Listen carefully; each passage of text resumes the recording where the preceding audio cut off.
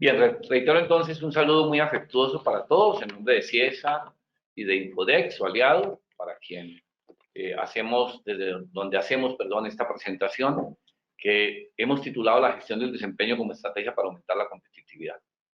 Quisiera empezar entonces en esta reflexión hablando brevemente sobre lo que todos manejamos, reconocemos y visualizamos como el ciclo de un negocio. En el ciclo de un negocio que está orientado a generar unos excedentes para quienes invierten, pero también está orientado a contribuir desde el punto de vista social al desarrollo de una sociedad y de un país, pero también está orientado a contribuir al crecimiento y desarrollo de las personas que hacen parte.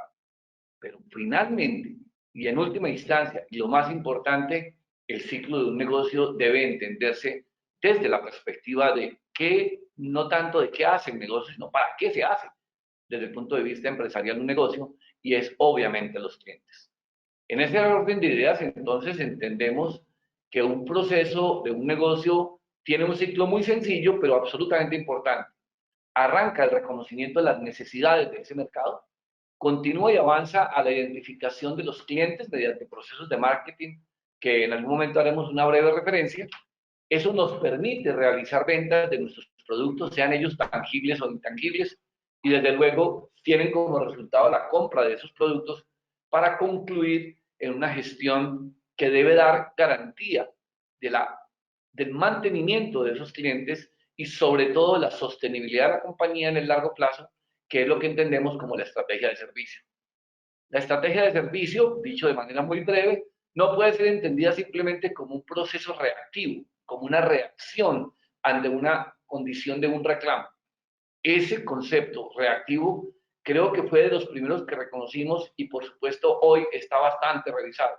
El servicio debe ser entendido como una estrategia que genera procesos proactivos que garantizan la atención inmediata de cualquier requerimiento, pero también procuran y permiten el obtener nueva información que nos permita volver al ciclo inicial, y es al reconocer nuevas necesidades de ese mercado, nuevos requerimientos para esos productos o una combinación de ambos, lo que posibilita desde luego los procesos de desarrollo de las compañías.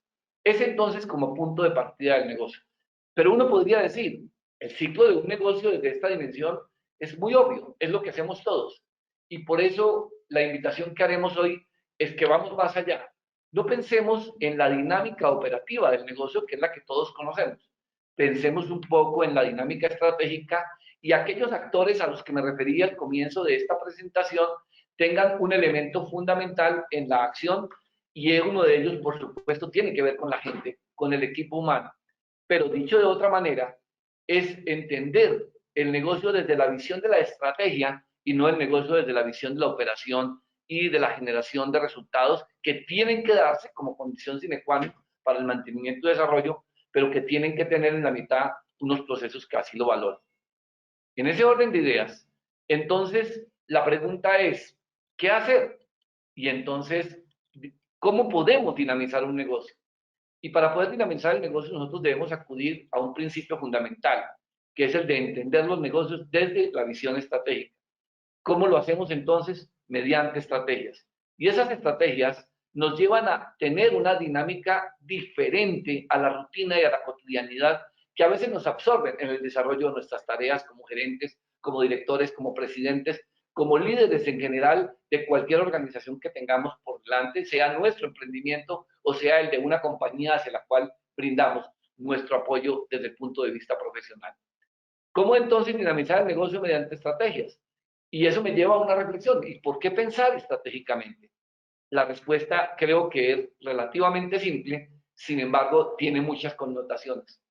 Esto nos lleva a abandonar el estado de comodidad o el statu quo. ¿Cuántas veces cada uno de nosotros nos hemos sentido agobiados por la cotidianidad, por los problemas de la rutina, por los problemas del banco, por los problemas de los proveedores, por los problemas que se generan en la atención de los clientes? ¿Quién dijo que estamos exentos de ello? Y entonces pensamos que hay que dejar las cosas como están y simplemente responder. La invitación aquí es cómo construimos pensamiento estratégico de cara a cada uno de los requerimientos que nos va dando el reto de la organización empresarial. En ese sentido, el análisis permanente de lo que hacemos, el análisis permanente de lo que tenemos y el análisis permanente de lo que pasa en nuestro entorno nos ayuda de manera positiva a tener una visión distinta frente al negocio.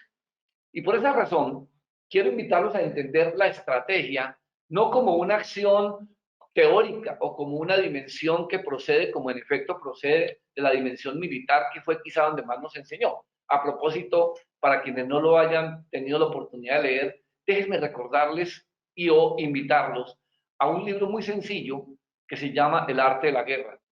Está escrito hace varios cientos de años por un hombre llamado Sun Tzu.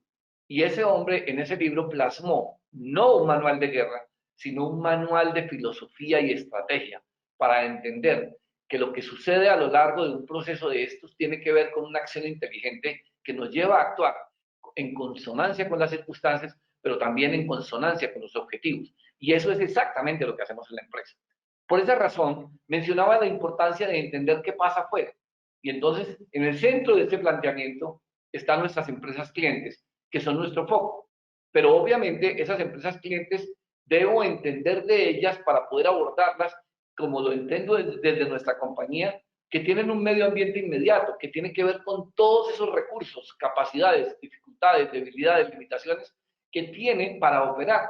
Y entonces ahí entendemos desde nuestra empresa lo que pasa en nuestro medio ambiente inmediato y nos permitirá entender también lo que puede suceder en las empresas clientes.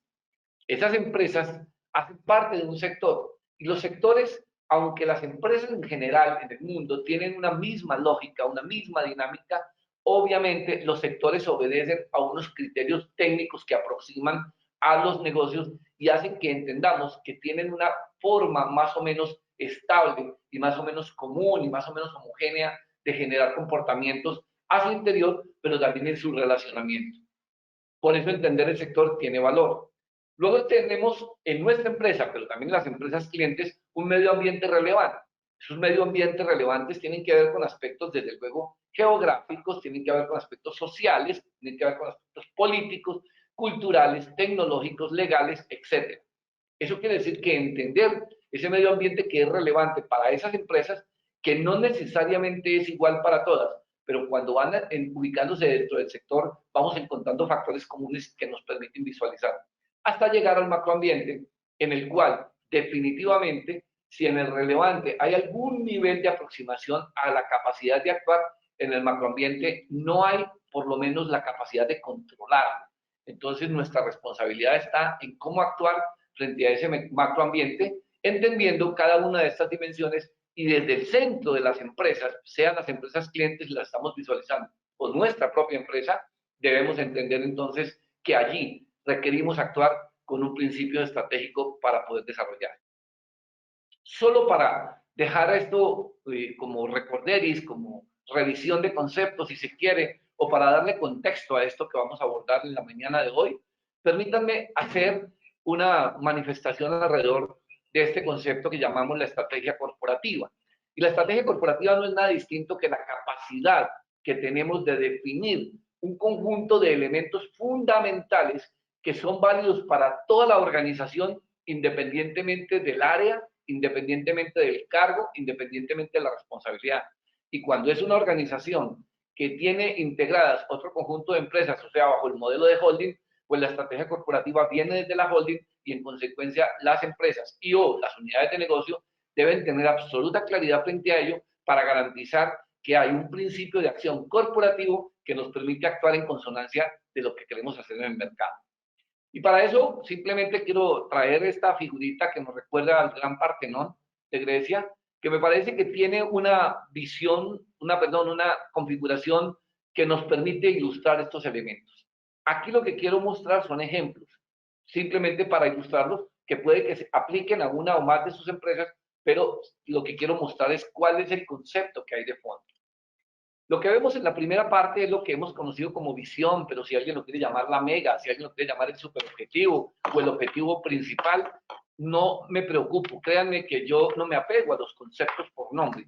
Más bien invito a entender el concepto como concepto y la profundidad que en él se involucra a efectos de garantizar que la organización en un todo, y por eso está en esa parte de la parte superior de ese techo que mira hacia arriba es que todos y cada uno de los miembros de la organización tienen la plena conciencia de su actuar debe ser consonante con esa visión, o como lo querramos llamar, y con esa visión debe permitir entender que se vuelve el sueño factible de la organización, pero que él y cada uno de nosotros contribuye de manera significativa a ser logrado. Ese es el principio sencillo de la visión. Y pues creo que vale la pena decirlo, como lo voy a mencionar en la siguiente, que muchas veces uno encuentra unas visiones absolutamente largas y complejas, y eso termina siendo simplemente el cumplimiento de un requisito para un sistema de gestión de calidad. Siendo tan importante el sistema de gestión de calidad, por supuesto que es necesario que lo cumplamos, ni más faltaba, es parte de los procesos fundamentales de la organización, pero no podemos pensar en que podemos formular misión y visión solamente para cumplir el compromiso de la revisión por la dirección de la gestión de calidad. Debe ser parte de un elemento fundamental que permita ser interiorizado en la mente, pero sobre todo en el corazón de cada una de las personas que hacen parte de la organización. ¿Qué es entonces la misión? Aquí seguramente ustedes han encontrado cientos y miles de misiones. Y aquí permítanme proponer un concepto muy simple. La misión es la razón de ser del negocio, pero desde la perspectiva del cliente, desde la perspectiva del mercado, desde la perspectiva de aquello para lo cual nos constituimos. Una misión no puede ser definida como una compañía que la misión es producir software de productividad. Esa no es la misión, esa es la tarea. Eso es lo que hacemos. La misión entiende para qué sirve el software, para qué nos constituimos en una compañía que brinda, por ejemplo, soluciones de tecnología aplicadas para un área determinada o para una visión integral, como lo hemos visto en la presentación de CIES. De manera que la misión, o como se quiera llamar, vuelvo e insisto, debe ser entendida como la razón de ser del negocio desde la perspectiva del cliente, no desde la perspectiva nuestra. En consecuencia, el comentario es igual, la misión debe ser una cosa hecha en 2 o 3 palabras, perdón, en 2 o 3 renglones como máximo. Si puede ser en 3 palabras, cuanto mejor. Permítanme aquí recomendar un libro que tiene unos años, pero me parece maravilloso, se llama En busca de la excelencia. Y ese libro nos contó un conjunto de experiencias de empresas alrededor del mundo. Y permítanme señalar solo como ejemplo una que me parece que vale la pena entender por la naturaleza de su simplicidad. Simple que no es simplismo. Ojo, con eso importante esa diferencia. Simple que no es simplista o simplismo. Uno de ellos son los que plantea Walt Disney. Y entonces en un ejercicio, cuando se desarrolla un proceso de universidad corporativa que se genera desde esa organización, empezaron a especular sobre lo que hace Disney, ¿no? Disney hace parques, hace gráficos, hace toda suerte de elementos que permiten que la gente se divierta. No, simplemente decidieron que Disney hace a la gente feliz. Y esa es la misión de Disney. Que si uno puede llevar y concretar la expresión de su organización a una frase tan sencilla como esa, créanme que es de gran impacto porque permite no solamente que la gente la aprenda, la entienda, sino que la interiorice y fundamentalmente que la practique. No estamos en una empresa para hacer tareas, estamos en una empresa para que nuestras tareas contribuyan al cumplimiento de una visión y al logro de una visión. Por eso está allá, en esa parte alta, en la que todos la tengan visible. Pero una organización se parece a una construcción, como la que estoy mostrando en el modelito del Partenón. Y esa misión y esa visión deben estar soportadas en unas bases que están en la parte fundamental que soporta los pilares. Y ello es lo que permite hablar de valores. ¿Qué son los valores? Son esas conductas exigidas por la organización, en cabeza de sus directivos, a todos y cada uno de los miembros de esa organización. Por eso los valores de manera podríamos definirlos como elementos de manera absoluta. Y entonces los valores se definen como esos conceptos que no son negociables en el momento de una, si se me permite, negociación. De tal suerte que los valores garantizan el cumplimiento de un mandato fundamental de los cuales la compañía espera que la gente cumpla de manera real. Y por supuesto, y como hablaremos ahora de las personas, deben ser validados por los procesos de selección para identificar que esa persona tiene esos valores. Esos valores, para ejemplificarlo, pues simplemente he querido mostrarles algunos como estos: la lealtad, el respeto, la honestidad, la disciplina y la responsabilidad. Si uno quisiera hacer una evaluación de una persona en función de valores, no podría establecer un proceso de lealtad al 58 y honestidad al 74. Allí simplemente, como recordaremos esa frase de be or not to be, ser o no ser, simplemente nos define la persona es o no es, porque no puedo evaluarlo de manera gradual. Y entonces se constituyen en esos pilares que le dan solidez a la estructura y a la arquitectura organizacional, pero entendida desde los pilares básicos estratégicos de la organización. Y las columnas que le van a dar dinámica a ello tienen que ver con los principios organizacionales.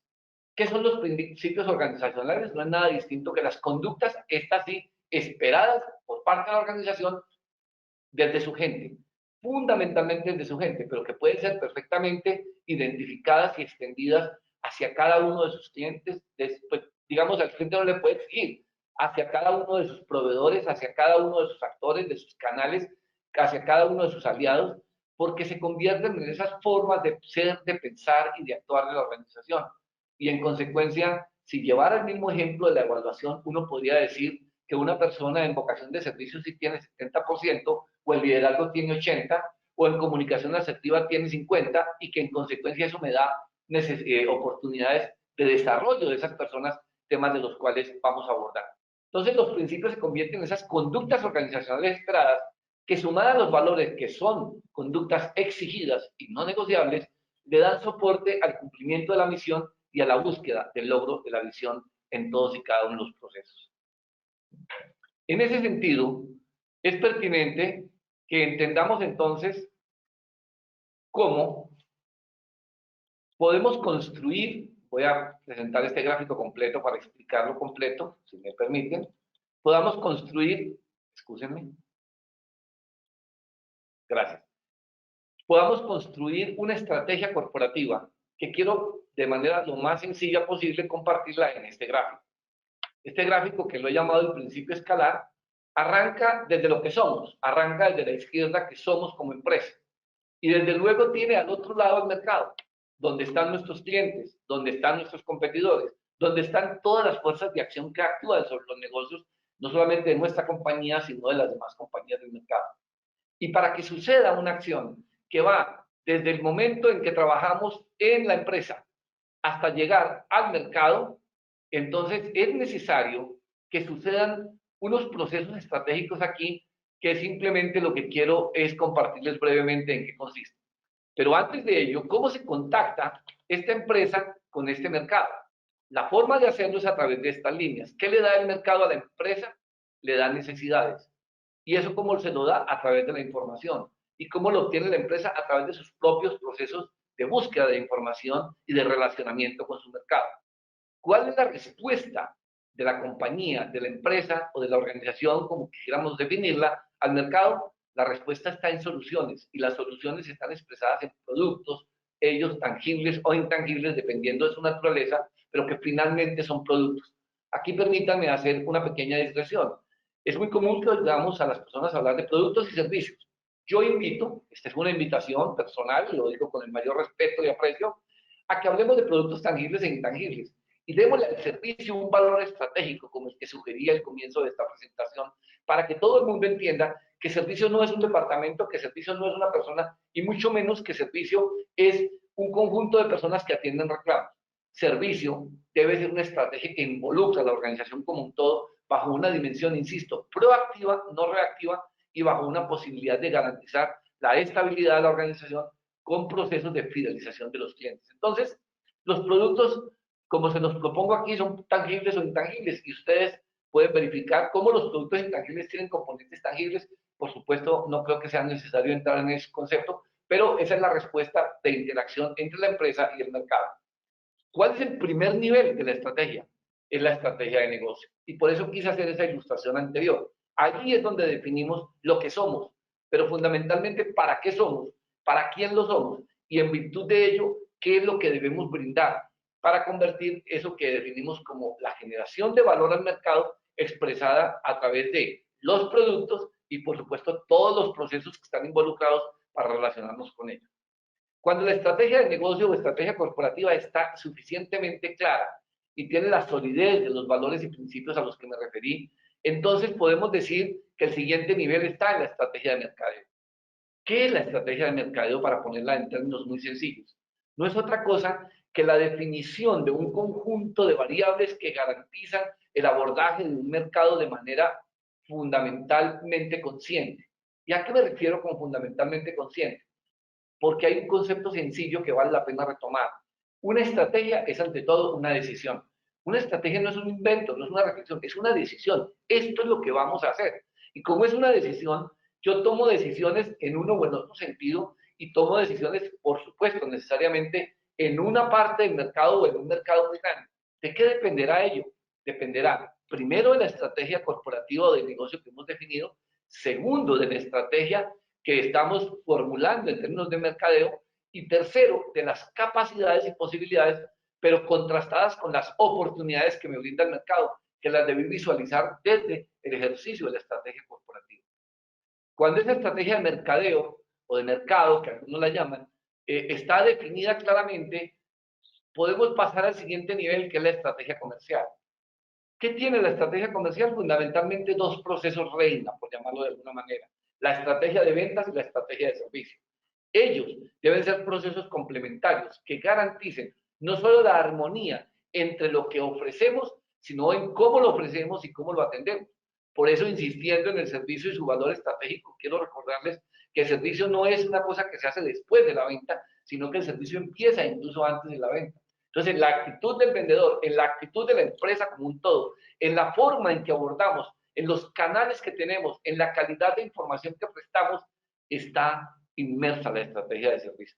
Entonces, la estrategia comercial es la que está en ese nivel porque me pone al frente del mercado. O sea, es la que hace el front line, es la que tiene visible tanto los vendedores como los asesores, como los actores que tienden cada uno de los procesos, por ejemplo, los call centers, o cualquiera de los canales de relacionamiento que establezcamos, sean ellos físicos, virtuales, por supuesto digitales, de manera que garantice que es lo que ve el cliente desde el punto de vista de su interacción o percibe si lo hizo a través de un elemento digital.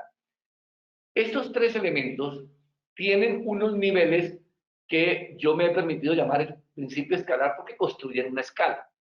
¿Por qué escala? Porque la primera corresponde a una dimensión de largo plazo, la segunda corresponde a una dimensión de mediano plazo y la tercera corresponde a una dimensión de corto plazo. Y permítanme hacer una breve referencia sobre ello. Para una persona anglosajona, los largos plazos pueden estar entre 10, de pronto más años. Para una persona muy europea, de países muy tradicionales, puede estar 20 años. Para un asiático y particularmente los japoneses puede estar hasta 50 años. En América Latina en general y en Colombia en particular, pues definitivamente no podemos pensar en procesos de esa dimensión. Las razones son muchas, pero estoy seguro que ustedes estarán pensando, al igual que yo, en aquello que brinda una circunstancia de nuestro sistema político y desde luego nuestro sistema de gestión de país, que nos lleva a tener no solamente una rotación en los periodos de gobierno, sino que adicionalmente por las circunstancias de inestabilidad misma, económica, social y política del país, cada gobierno hace al menos una, cuando no dos, reformas tributarias. Y algunos magos nos han puesto tres en algún momento de la historia, en un mismo mandato. Entonces, tener una perspectiva de larguísimo plazo, como lo harían en otros estados, como lo harían, perdón, en otras sociedades, no es tan viable en Colombia, en América Latina en general y en Colombia en particular. Mi recomendación, muy respetuosa, es que cuando se aborde una estrategia de negocio o una estrategia corporativa se piense en periodos entre 3 y máximo 7 años. Si es un negocio que empieza, debería ser 3 años. Si es un negocio maduro, puede tener los 7 años. Pero si es un negocio intermedio, 5 años es un término razonable. Pero esa es una decisión de compañía. No hay un manual que diga si no se hace esto, no se cumple, para nada. Es simplemente el resultado de una experiencia, desde luego académica, pero también profesional en el desarrollo de muchas compañías en las que he tenido el privilegio de liderar. Me permite plantear propuestas para los planes estratégicos corporativos o planes estratégicos de negocio de entre 3 hasta los 7 años. Siempre acostumbro por poner un número impar para facilitar los procesos de análisis de la información que la preceden, también se haga en periodos impares. Pero es una decisión de compañía. La estrategia de mercadeo, dependiendo del proceso, si estoy arrancando, pues debería ser una estrategia siquiera de 2 años para poder madurar los procesos de mercadeo. Pero en términos generales puede ser una estrategia anual con revisiones y ajustes para que tenga un poco más de distancia, pero hablemos de 2 años como promedio en una estrategia de mercadeo. Recordemos que en mercadeo hay variables que pueden variar, de hecho, valga su redundancia, válgame la redundancia, a lo largo del periodo, pero no tanto como va a ser la estrategia comercial. Entonces, la marca, yo no voy a cambiar la marca cada año, pero sí puedo cambiar los canales o ajustar los canales.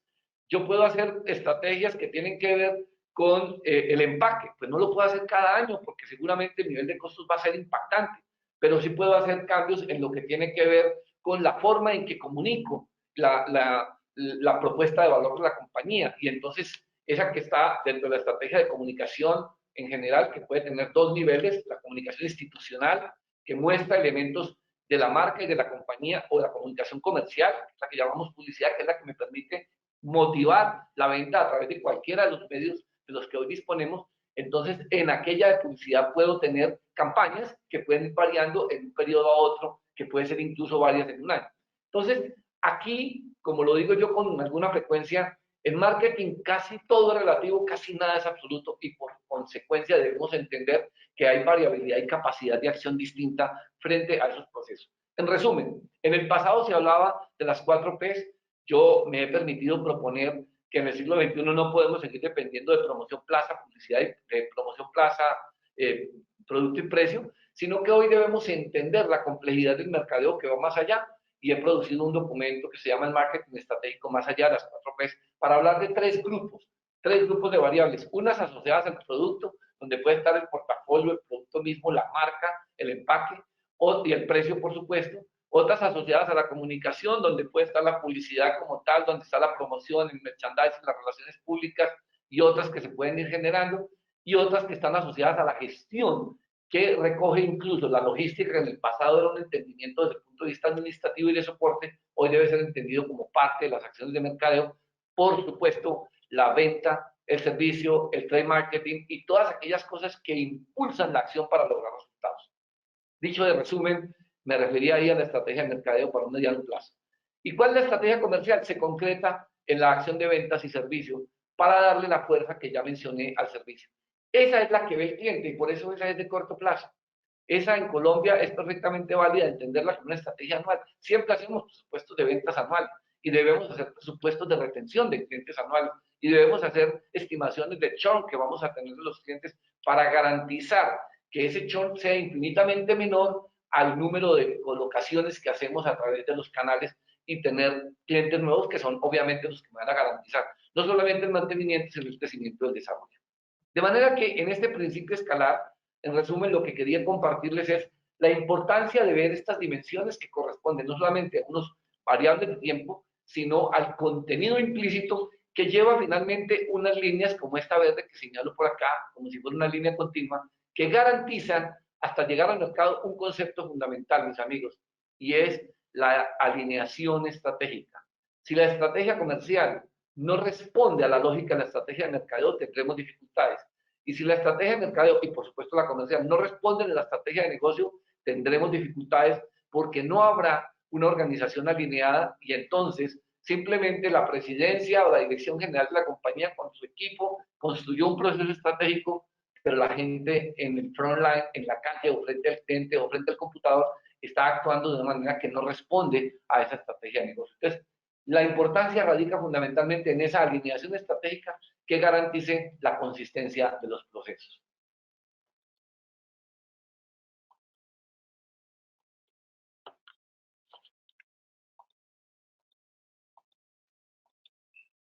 Brevemente, para abandonar este contexto, permítanme hablar de la estrategia comercial y su relación con la gestión del talento humano. Como ven, esa estrategia comercial la podemos englobar en lo que llamamos marketing.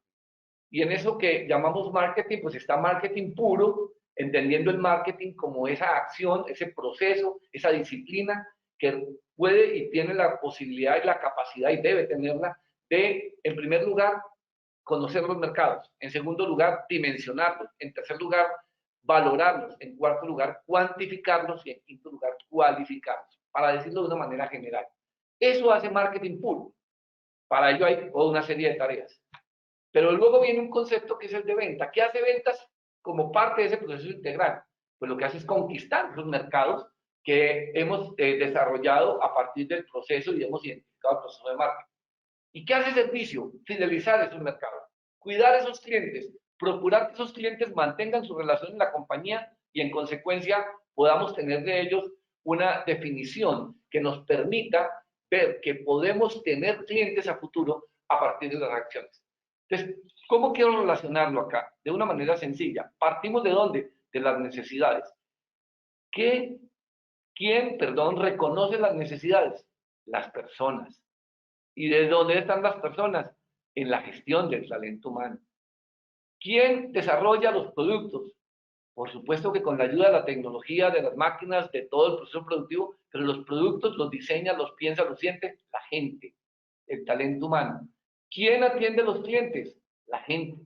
¿Quién hace las ventas? La gente. No lo hacen las máquinas. Las máquinas facilitan el proceso de una manera extraordinaria, como todos ustedes lo saben, pero lo hace la gente.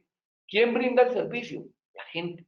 Porque es la gente la que debe entender e interpretar los requerimientos del cliente. ¿Quién ve a los usuarios? Y aquí valga la pena hacer una precisión. Hay que diferenciar entre clientes y usuarios.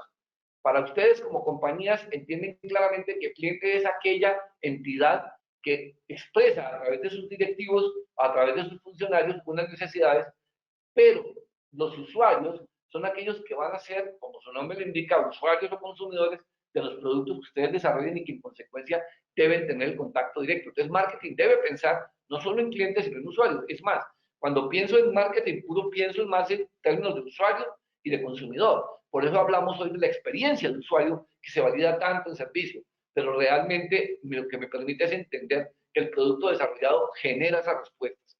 Y en cambio, ventas piensa más con una lógica de cliente. En algunas compañías seguramente ventas y mercadeo están juntas, y ventas, mercadeo y servicios están juntas. Lo expreso por separado porque puede haber funcionalidades distintas, pero cuando son compañías medianas o pequeñas, seguramente están consolidadas en cabeza del líder y algunas veces incluso en cabeza de una persona. La invitación es, no nos compliquemos de que si este señor me está diciendo que tengo que montar 3 departamentos, no. Lo importante es que entendamos el concepto e invitarlos a que si hay una persona que hace eso, tenga claridad en qué momento actúa bajo la lógica de mercadeo puro, en qué momento actúa bajo la lógica de ventas y en qué momento actúa bajo la lógica de servicio, para que de esa manera oriente el proceso de nuestra gente. Pero al final es la gente la que lo hace. ¿Quién asesora a los clientes? La gente. ¿Quién brinda la información? La gente. ¿Qué forma una empresa? No la forman los ladrillos, los equipos, los computadores, las materias primas, los procesos. Lo forma la gente. Con lo que quiero llevar en esta reflexión es a invitarlos a recordar que no podemos pensar en el ciclo de negocio como lo veíamos atrás, separado de la gente. Y en consecuencia aquí hago una invitación que tengo entendido, tenemos participantes invitados del área de gestión del talento humano. El mejor aliado de talento humano es el área comercial o el área de mercadeo o el área de ventas, o todas juntas y están integradas. Y el mejor aliado de las áreas comerciales debe ser talento humano.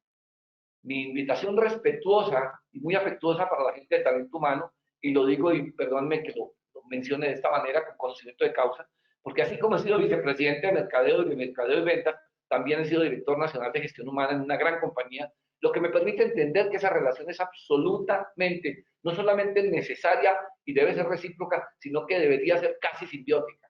¿A efectos de qué? De entender que para que generemos valor desde la empresa, que se hace a través de las áreas comerciales al mercado, es necesario que en talento humano generemos valor a los procesos comerciales. Yo sé que a veces tenemos distancias, diferencias.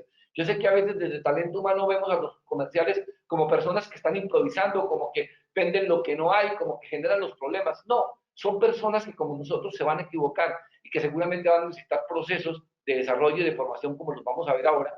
Pero lo que tenemos que ver desde talento humano es cómo le damos valor desde nuestra gestión a esa tarea que hacen los comerciales, que finalmente son los que llevan la compañía y sus productos allá al mercado. Y cómo entender desde la gestión comercial la tarea de talento humano. Una tarea absolutamente compleja, una tarea que está sometida a toda suerte de presiones y tensiones en la cotidianidad del ejercicio de la empresa y que en consecuencia nos demanda un alto nivel de comprensión, pero unos niveles de corresponsabilidad. Mi recomendación frente a ello es, como se da en muchas compañías, establezcan acuerdos de niveles de servicio donde se definen no solamente los procesos, los tiempos y los compromisos, y procuren en reuniones periódicas verificarlos, actualizarlos y validarlos a efectos de que esa relación sea fluida. Y lo que vamos a plantear a continuación tenga sentido no solo para talento humano y no solo para ventas y tampoco solo para tecnología en términos de lo que tiene que dar como soporte, sino que tenga la capacidad de integrar a todos cumpliendo la misión de la empresa o de la organización y buscando lograr la visión en su conjunto. Permítanme aquí invitarlos a entender una herramienta complementaria a este planteamiento estratégico que les he querido ir dejando como contexto para mostrarles cómo esta herramienta, que no es la única, debo advertirlo, existen varias herramientas, pero creo que la herramienta del Balance Scorecard o BSC viene tomando desde hace ya unos 15 años y quizá un poco más una extraordinaria fuerza en todas las organizaciones. Tuve la fortuna de ser alumno de David Norton, uno de los dos creadores del Balance, que como saben son de Kaplan y Norton, y tuve la fortuna de compartir con ellos un poco nuestra visión y experiencia latinoamericana y colombiana en el marco de un proceso formativo internacional al que acudí. Y allí encontré el gran valor que tenía la herramienta del Balance. Pero en el Balance hay una cosa que uno encuentra con mucha frecuencia y es que uno habla del Balance y la gente dice, así yo tengo Balance, y me sacan un cuadrito en Excel. Y ese cuadrito en Excel es un elemento del Balance que se llama el cuadro de mando integral o CMI. Ese cuadro de mando integral o CMI, en efecto, es valiosísimo desde el punto de vista de que se convierte en la síntesis del ejercicio del Balance en términos de garantizar que se registran tanto las metas y los indicadores como el cumplimiento, y por la vía del modelo de semáforos que ustedes los conocen perfectamente, simplemente voy validando. Pero eso no es un balance, eso es el reflejo de lo que se hizo desde el balance para poderlo medir de una manera clara y tangible. Por eso, permítanme invitarlo a ver el valor filosófico del balance, expresado en términos de lo que el mismo, la herramienta como el balance llama las perspectivas. ¿Qué es una perspectiva? Simplemente digamos que es una forma de aproximarme a una situación, a un problema, a una circunstancia. Es una forma de ver, una perspectiva. Yo a veces lo comparo como cuando uno mira a través de un vaso con agua. Si uno se gira, está viendo al frente cosas que son las mismas, pero cuando gira por los efectos del vidrio y del agua, tiene una dinámica distinta. Entonces, así es una perspectiva. El balance, para quienes lo conocen, permítanme simplemente hacer una remembranza, y para quienes lo conocen, permítanme brevemente hacer una síntesis. El balance tiene una maravilla de concepto, y es que me ayuda a ver la empresa de una manera integral, o como lo veremos ahora, de una manera holística. Y entonces la empresa tiene una mirada que lleva a hablar de la perspectiva de clientes. Mi propuesta es, para entender qué hacemos en el balance en la perspectiva del cliente, cuando empezamos a definir un objetivo y unas estrategias, es simplemente responder ¿para quién trabajamos? Es tan sencillo como eso. Y eso nos lleva a responder todo lo que debemos definir en términos de objetivo y estrategias para los clientes. O sea, nos involucramos en la perspectiva comercial, algunos lo llaman perspectiva comercial. La misma empresa tiene la posibilidad de ver el balance como en efecto muchas lo empiezan viendo desde la perspectiva financiera. ¿Qué consolido? ¿Qué logro? ¿Qué alcanzo? ¿Qué desarrollo para garantizar el crecimiento y la sostenibilidad de la compañía? Y deberé formular uno o más objetivos y, por supuesto, una o más estrategias. El tercer concepto del balance está asociado a los procesos y la infraestructura. Y eso responde a una pregunta muy sencilla que propongo, y es ¿cómo y con qué hacemos? ¿Cómo y con qué construimos? ¿Cómo y con qué logramos? ¿Cómo y con qué llegamos a generar la oferta de valor para garantizar que esos clientes están debidamente satisfechos?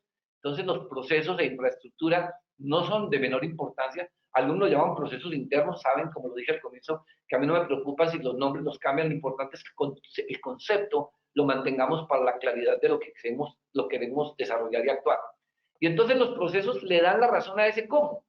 ¿Qué hacemos? ¿Cómo lo hacemos? ¿Con qué lo hacemos? Y por eso agrego la infraestructura, porque es fundamental entender que hay recursos de máquinas, por supuesto, de procesos mismos, de equipos, que hacen de esa infraestructura el soporte para garantizar cómo actuamos de cara al cliente.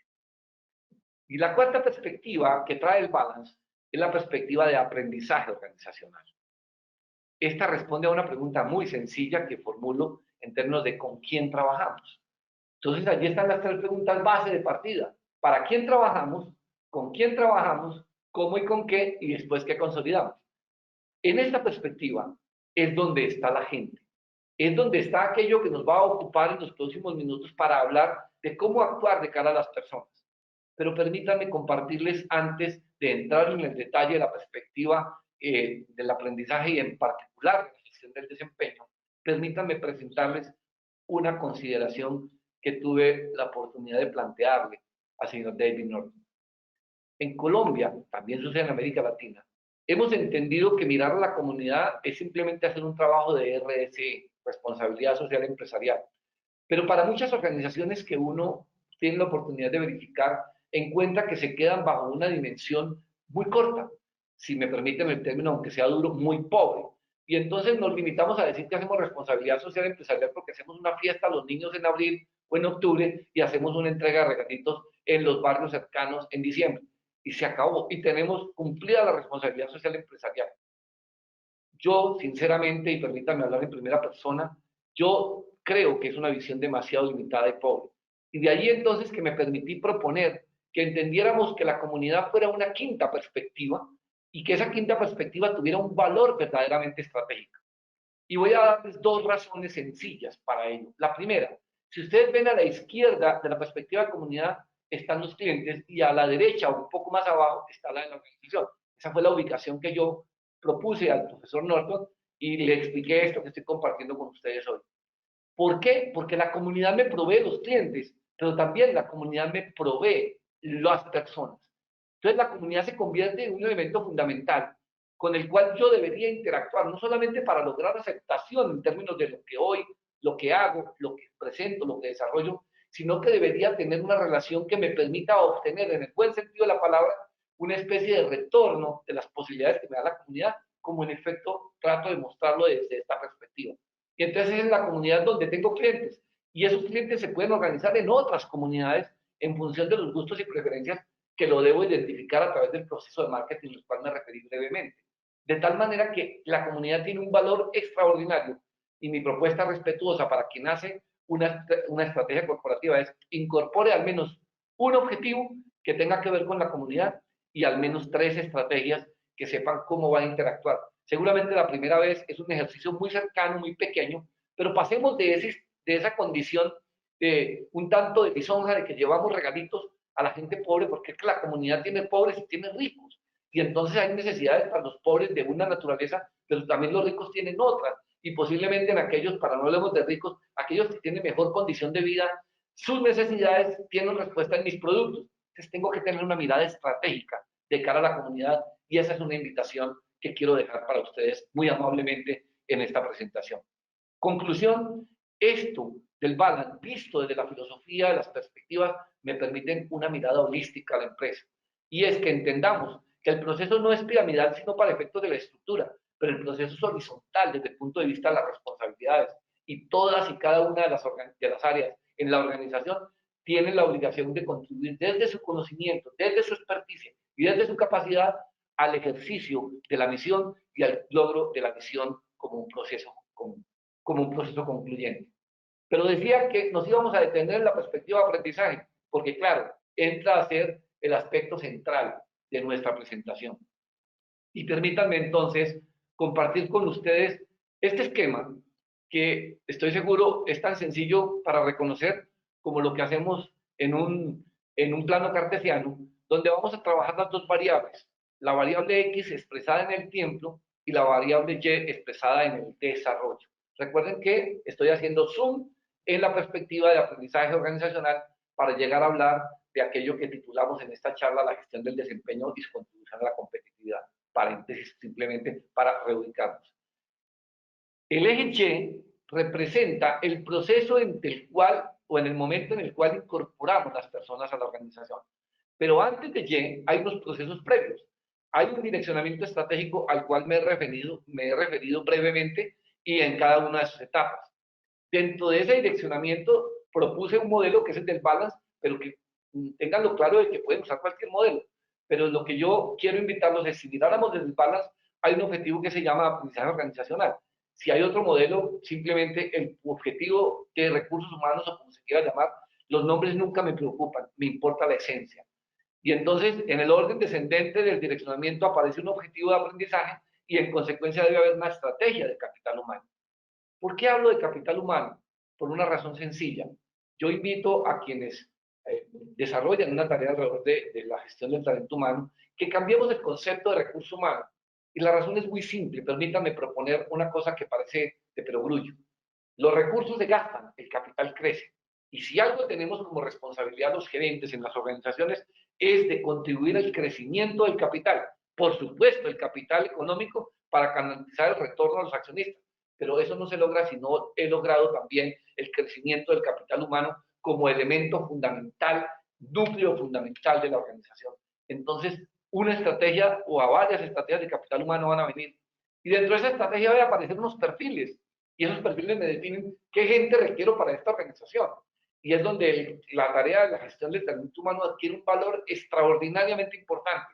Y entonces no es que el gerente de venta le diga, vea, necesito 3 vendedores, pero rapidito, los necesito para mañana. Cuidado, cuidado con esas peticiones porque pasan de ser rápidas a ser casi irresponsables. Porque no le puedo pedir a gestión humana que me consiga una persona para mañana porque yo no sé si he tomado el trabajo y el cuidado de definir un perfil o si le pido a él que lo haga, pero no lo debería hacer él, lo debería hacer él conmigo, porque el que conoce las necesidades de los clientes somos todos, las necesidades de quien atiende a los clientes es el comercial, llámese gerente, director, vicepresidente de ventas, comercial, de mercadeo y ventas, o simplemente de atención al cliente, como se quiera llamar, pero quien tenga la responsabilidad comercial debe participar, no dije hacer, pero debe generar el insumo del perfil para garantizar que la gente que tengamos sea la gente que requerimos. De ese perfil se hace un reclutamiento. Ah, que podemos tener hojas de vida, sí, seguramente talento humano en su proceso hace reclutamiento y reduce el tiempo de reclutamiento y entonces selecciona con base en el perfil unos candidatos y entonces empezamos a cortar el tiempo para responder a ese requerimiento de urgencia del comercial. Y esto termina en un proceso de selección. Señores gerentes, ustedes deben participar en el proceso de selección, no hacerlo. Cuando digo hacerlo es diseñarlo, construirlo completo, pero participar debería, en la medida de sus posibilidades, tener 2 instancias. Si no lo hace usted, alguien de su confianza y de un nivel de responsabilidad en la compañía. ¿Cuáles son esas 2 instancias? Una, la instancia del reconocimiento de la clínica de la gente.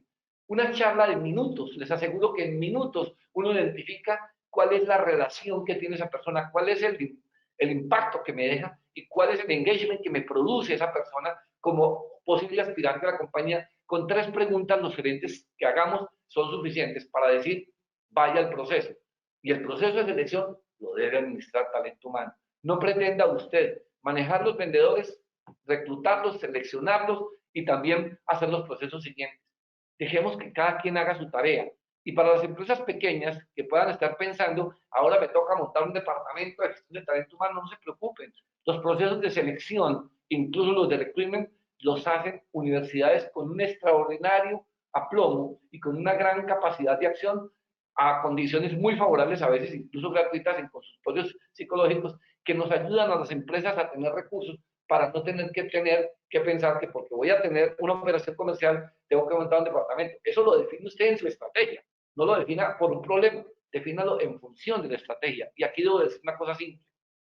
Una máxima organizacional dice, la estructura sigue a la estrategia y no a la inversa. Con esto lo que quiero es invitarnos a entender que las organizaciones se crean a partir de los requerimientos que me da el mercado, como lo he venido insistiendo, pero se consolidan a partir de las decisiones que, como también llamé, son las estrategias que me permiten fijar objetivos y orientaciones hacia dónde vamos. Cuando llegamos al final del proceso de selección, la línea Y, que se convierte en el punto 00 de la gráfica, me permite pasar con nuestra gente a la fase de contratación. Hacemos todo el proceso de contratación, incorporamos y eso me permite llegar a una fase que, como van a ver, se relaciona por el color con la anterior, o sea, con la estrategia, y es la inducción.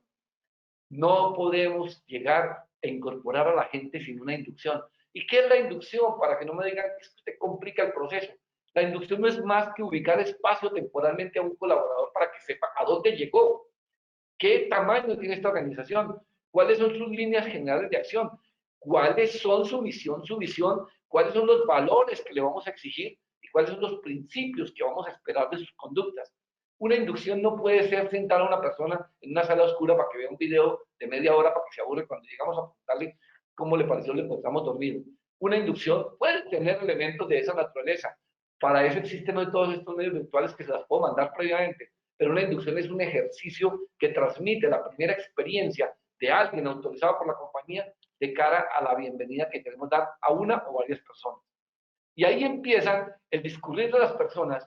Por eso, a partir de aquí, entonces construimos la gestión del desempeño, que nos va a llegar necesariamente a entender cómo es que logramos motivar a las personas, no a través de procesos puntuales, de la fiesta, del baile, que por supuesto ayudan, pero que tienen que ser construidos de manera estratégica a lo largo de su permanencia en el tiempo, y por eso ven que la línea X, o mejor, el eje X, está asociado a la variable tiempo. Después de una inducción, que insisto, no tiene que ser una cosa de muchos días, puede ser inducciones para una compañía mediana o pequeña en medio día y una compañía muy grande de pronto en 1, 2 o 3 días. Pero importante es que entendamos que esa persona sepa en dónde está ubicada.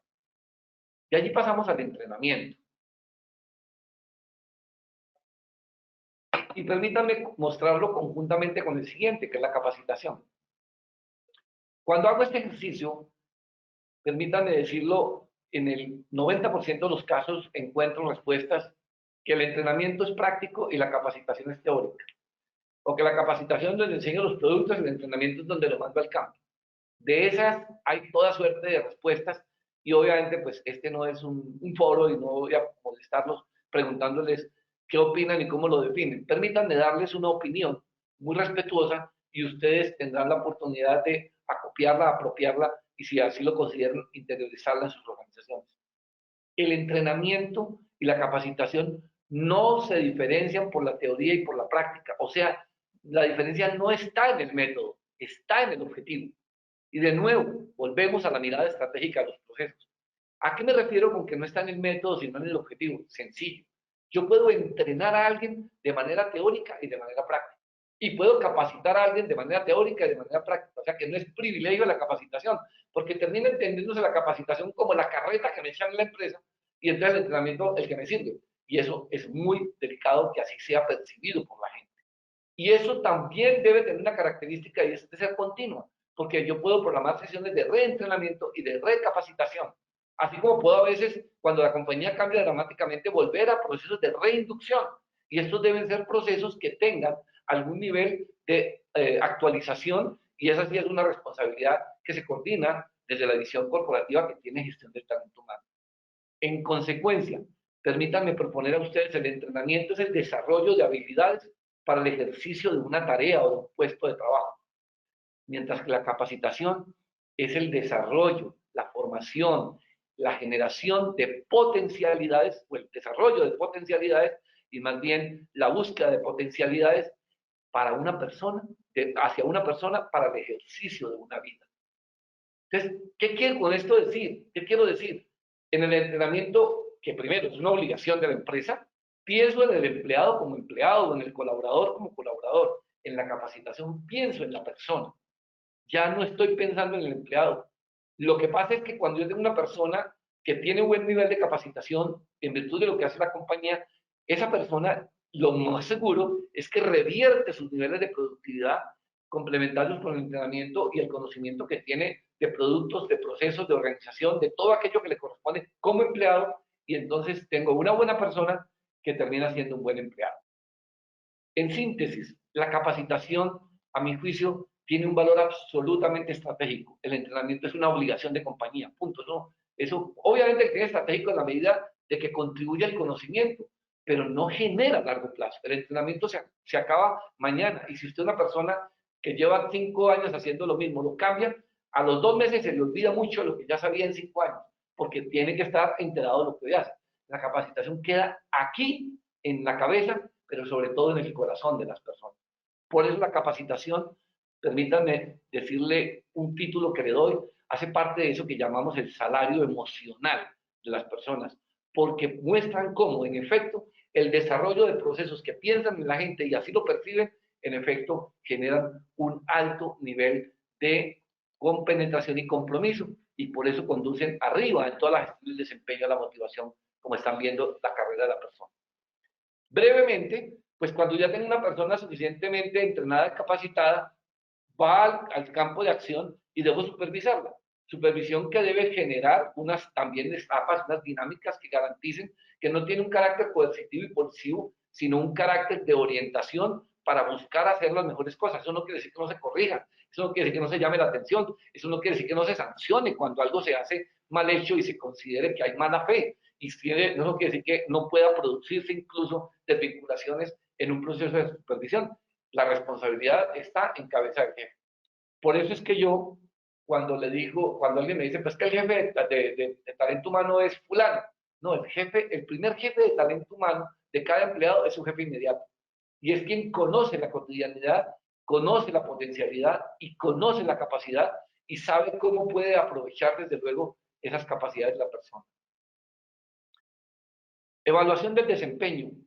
Esto no puede ser un proceso rutinario y de rigor que lo cumplamos simplemente para el término de un periodo de tiempo.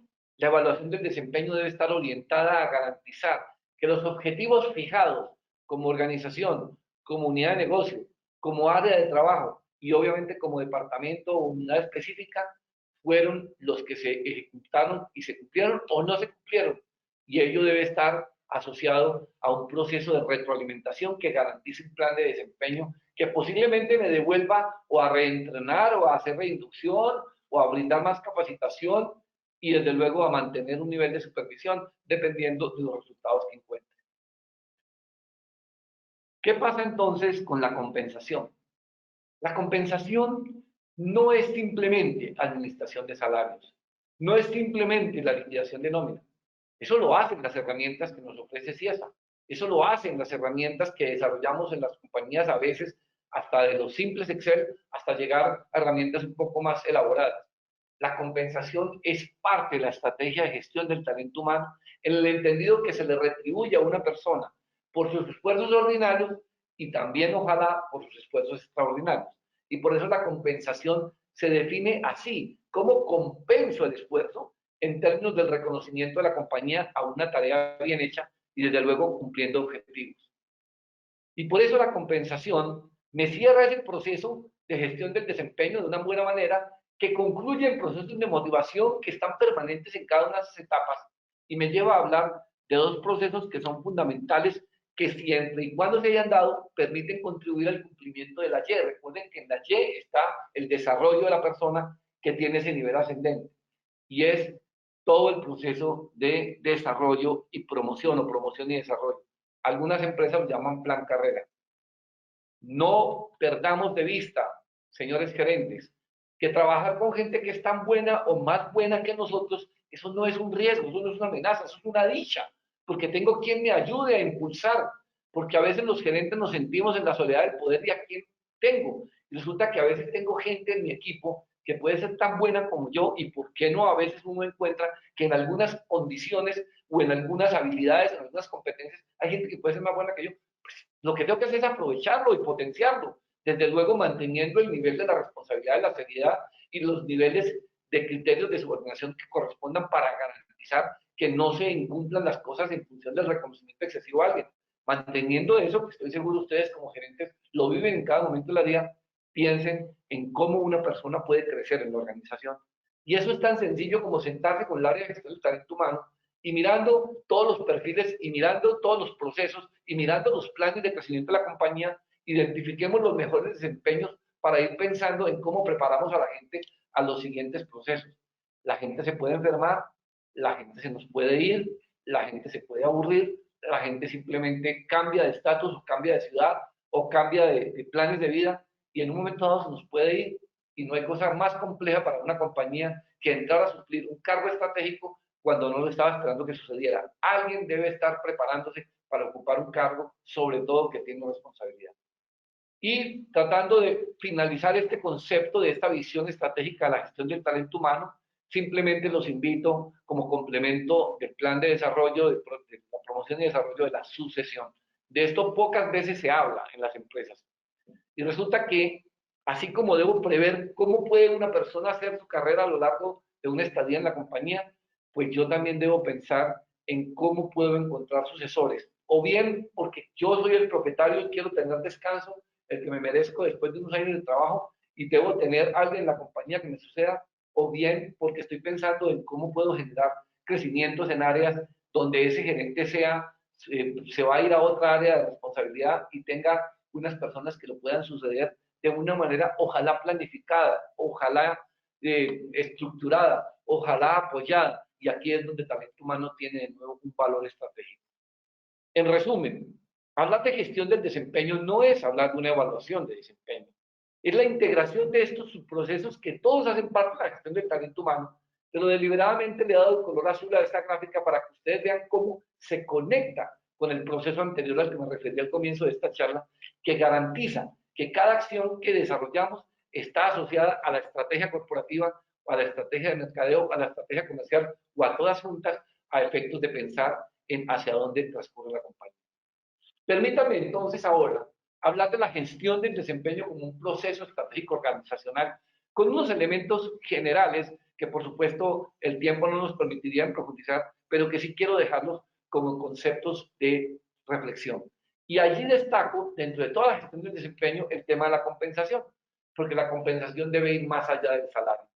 Hay unos documentos que los invito a mirar que produce ACRIP. Para quienes no sepan qué es ACRIP, es la Asociación Colombiana de Relaciones Industriales y de Personal, ACRIP Colombia y ACRIP Valle del Cauca, y uno encuentra en su página documentos muy sencillos que nos cuentan. Voy a mencionarles, estos días me di a la tarea de mirarlos mientras pensaba en esta charla, uno que se llama Guía para Entender, para 15 ideas para remunerar al personal con salario, cómo entender los empleados, 5 necesidades de los empleados que las empresas deben cubrir, guía para entender algo de lo que vamos a mencionar, los stock options como acciones para empleados, y hace una referencia también a ese concepto importante del que se ha venido desarrollando como las unidades Cuba, que tienen un término importante en el desarrollo. Entonces, hay documentos que pueden ser relacionados, que los invito a mirar, porque nos pueden apoyar para quienes no están metidos permanentemente en el proceso de la gestión del desempeño y pueden ayudarnos de manera significativa. En ese sentido, entonces,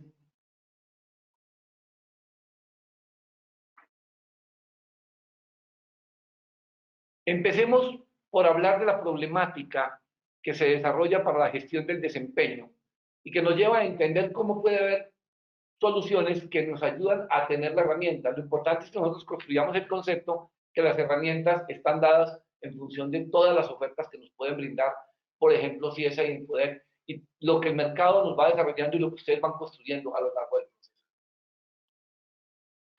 ¿Qué elementos caracterizan la problemática? Una de las que muchas veces nos quejamos es que dependo de TI. Si TI no está, entonces no lo he hecho bien, no lo he logrado consolidar, no tengo quien me apoye, no tengo cómo me soporta. Y todo, para cualquier cosa, de la más sencilla a la más compleja, dependo de TI. Y seguramente lo que tenemos que entender los gerentes es que TI me da el soporte en la construcción de los algoritmos, en la construcción de soluciones, o en las conexiones, o en las implantaciones, pero que la lógica del proceso la debemos tener los gerentes. Hay procesos manuales que terminan agobiando la productividad. Hay soluciones que no están integradas, entonces tengo que buscar en diferentes soluciones, diferentes aplicaciones que terminan de nuevo agobiando nuestra productividad. Hay tiempos de espera, hay tiempos lentos de respuesta que se producen en las áreas, en cualquiera de las que hemos mencionado y en otras que no hemos mencionado. Hay reglas de negocio complejas. Y entonces, si yo voy a asociar esto es el talento humano y como ejemplo la compensación, que lo hemos tomado como referencia, pues resulta que el plan de ventas o el plan comercial tiene 5 o 7 razones por las cuales voy a darle una liquidación de compensación a los vendedores. Pero acuérdense que no solamente la compensación y sobre todo la compensación variable debe estar asociada a los vendedores. En tradición de aquí hacia atrás han sido los vendedores. Cada día hoy las organizaciones piensan más en la compensación variable en todas las áreas de la compañía y especialmente en aquellas estratégicas. Hay criterios personales para aplicarlo y entonces aparece la subjetividad, que es natural en la naturaleza humana, y permítanme ese concepto aparentemente redundante. La naturaleza humana hace que tengamos por esencia elementos de subjetividad y aquí hay que disminuir los elementos de subjetividad sin decir que se pierda el criterio de los gerentes. Por supuesto, la información histórica suele estar dispersa y nos genera una enorme dificultad. Y finalmente, entonces, nos falta la visibilidad de la gestión productiva para garantizar que estamos trabajando en esa línea. Eso por resumir algunos elementos que hacen parte de la problemática. ¿Qué efectos tiene esa problemática sobre el negocio? Pues por supuesto que son múltiples. En primer lugar, la ineficiencia operativa. Cuando hay tiempos de respuesta lentos, cuando tenemos dependencias de áreas particulares o de varias áreas y tenemos que generar respuestas que el cliente no espera, tenemos ineficiencia operativa y eso tiene costos en los resultados de venta. La falta de ejecución de metas, por eso es tan importante el ejercicio de la supervisión, no al final de los periodos, sino durante el periodo. La supervisión no es una cosa que se hace el último día para llamar la atención, o en las reuniones de ventas, para hablar de ventas, para convertir las reuniones de ventas en verdaderos sancochos de gallina, donde solamente salimos a dar gallina a los muchachos, y en consecuencia las hacemos el día 30, cuando ya el día 1, el día 5, el día 10 ya pasaron y ya no hay cómo resolver, ahora nos toca salir pensando el no al próximo día. Entonces la supervisión debe ser un proceso continuado. Cada cuánto corresponde desde luego a la dinámica y a la lógica que manejan las compañías. Eso genera desmotivación en la gente, pérdida de información que es gravísimo en términos de aquel que se va y que se lleva la información o aquel que malintencionadamente también la oculta. Hay pérdidas de capital humano como resultado de esa desinformación. Hay ausencia de planes carrera, como yo lo mencioné ahora en los procesos de promoción y desarrollo, y hay entonces también desmotivación. Pero lo más grave es que casi siempre terminamos viendo que hay efectos en el PIG y eso se ve en función de pérdidas de dinero. De manera que los efectos, aquí he citado solamente 6 o 7 elementos muy representativos que seguramente ustedes identifican, pero por supuesto que puede ser mucho más. ¿Qué factores inciden? Decíamos al comienzo, en la mirada de la estrategia, en el contexto de la empresa, que tenemos que mirar un poco lo que pasa adentro, pero también lo que pasa afuera. Es lo que yo llamo en un proceso estratégico organizacional el análisis situacional integral. Y es que hay adentro bueno, y eso que hay adentro bueno, ¿cómo lo cuido? Y que hay adentro que no funciona, y eso, ¿cómo lo minimizo, lo elimino? Porque lo puedo eliminar, porque esos son los factores internos que son controlables, que son los que llamamos en el famoso DOFA, FADO, como quieran llamar, debilidades y fortalezas. Que haya afuera que sea proclive positivamente al negocio, esas son mis oportunidades. Que haya afuera que sea adverso al negocio, esas son mis amenazas. Pero no es para llegar y ponerle un cuadrito y decir, sencillo, convierta las debilidades en fortalezas y las amenazas en oportunidades. Eso es un cuento chino. Eso no se puede hacer en un escritorio o en un computador. Eso se hace a partir de un análisis integral de la situación, donde correlaciono esos elementos y esos factores y reconozco que hay cosas que son adversas, otras que son favorables, y al interior reconozco que hay fortalezas que yo las debo mantener, soportar, y hay debilidades que las debo eliminar o por lo menos diezmar en el tiempo. De tal suerte que el tema no es tan mágico como de que pase de aquí para acá, porque ustedes y yo sabemos que el ejercicio construye más. Ahora bien, ¿qué más factores inciden cuando estoy afuera? Esos que no son controlables, que hacen parte de esas amenazas y de esas oportunidades. La situación actual del país, no podemos desconocer que vivimos épocas complejas. La actividad económica, que algunas tienen más o otras menos afectación en los procesos que hemos desarrollado después de esta llamada pospandemia.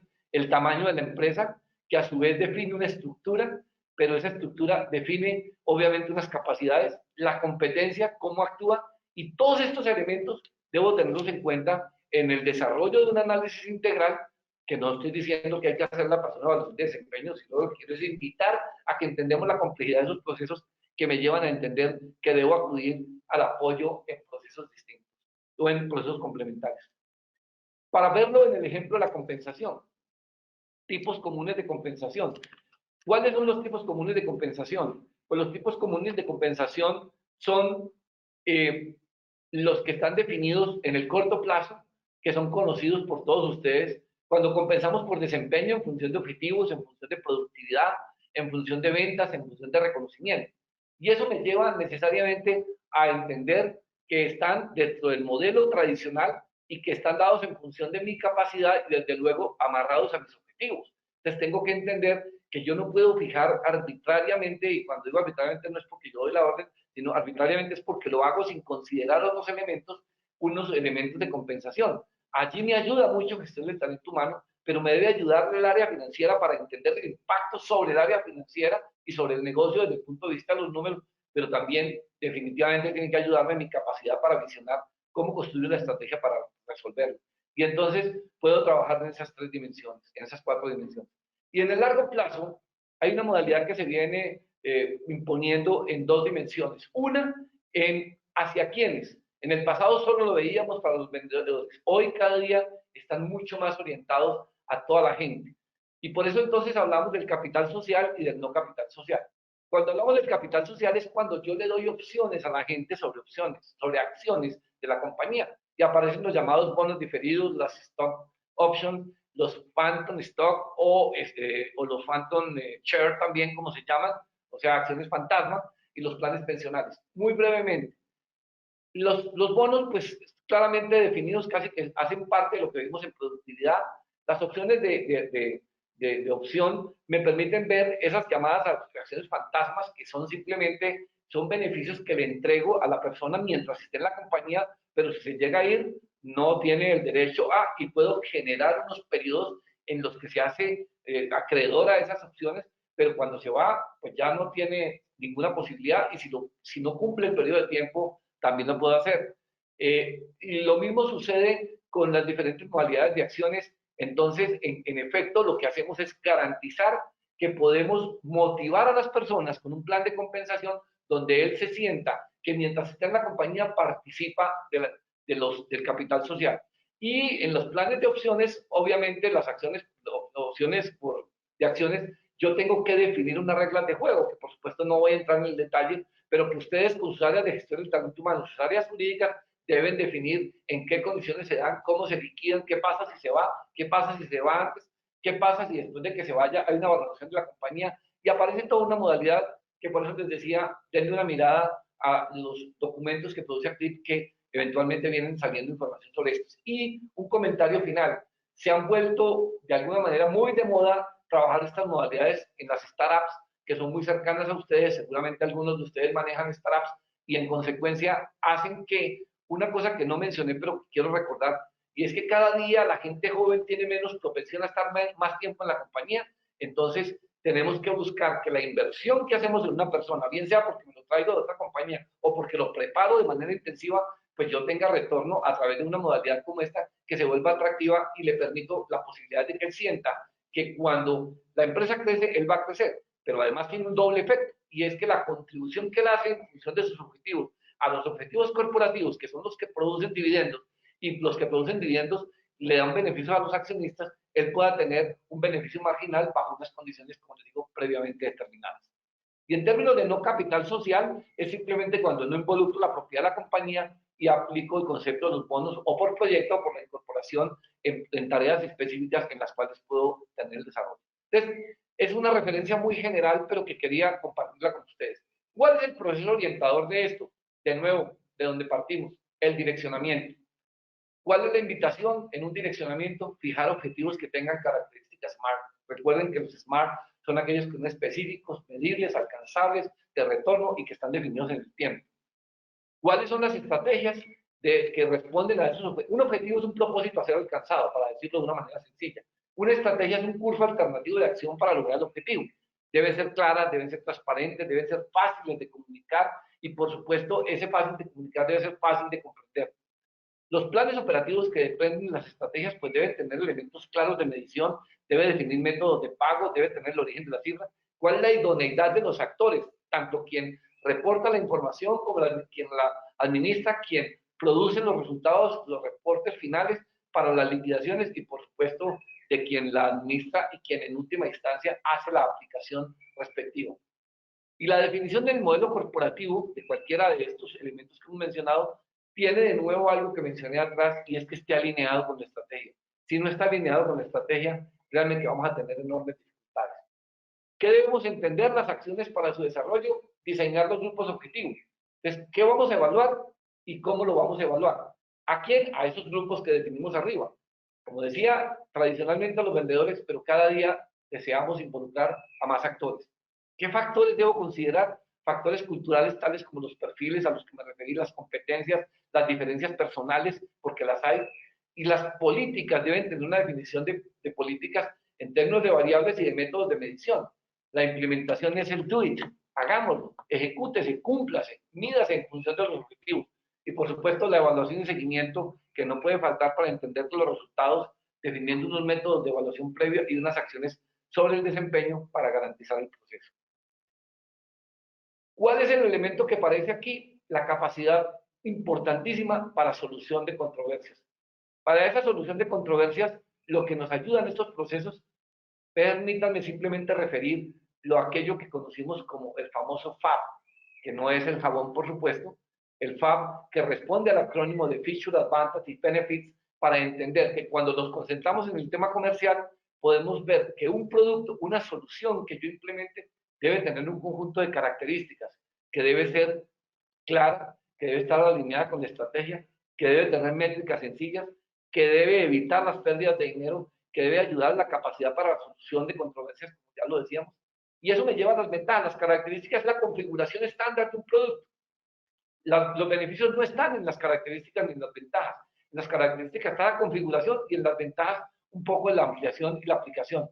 El modelo adecuado de los factores, cómo están determinados los planes, por ejemplo, planes económicos en especie o no salariales para cuando hablamos de compensación, las reglas de contratación y, por supuesto, de las atribuciones para asignar y autorizar, las medidas de desempeño, el nivel de tolerancia y en los beneficios, que es donde realmente tenemos que llegar para encontrar soluciones, es para qué le sirve a la compañía. ¿Y para qué le sirve a la compañía? Es decir, que debe ayudar a gestionar el desempeño, recogiendo muchos de estos elementos y seguramente otros que a lo largo de su ejercicio profesional y empresarial los pueden ir definiendo, que se acuerden y se adecúen a sus requerimientos.